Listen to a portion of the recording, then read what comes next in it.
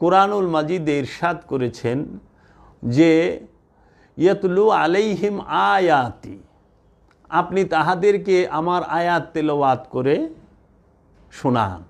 ওয়ায়ুজাক্কিহিম, এবং তাহাদেরকে আপনি পবিত্র করেন, জাক্কা করেন তাদের নফসগুলোকে।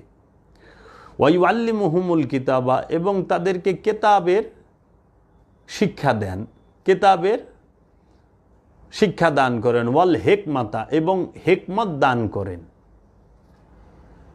এই চারটি কাজের জন্য রসুল আগমন করেন। কি মানুষকে রসুল আগমন করেছেন পৃথিবীর বুকে, মূল যে চারটি কর্ম সেইটি হচ্ছে আল্লাহ রব্বুল আলমিনের আয়াত তেলাওয়াত করে শোনানো, আল্লাহ রব্বুল আলমিনের হুকুমে মানুষ, জিন এবং ইনসানের নফসকে পবিত্র করা, আল্লাহ রব্বুল আলমিনের এই রসুল আগমন করেছেন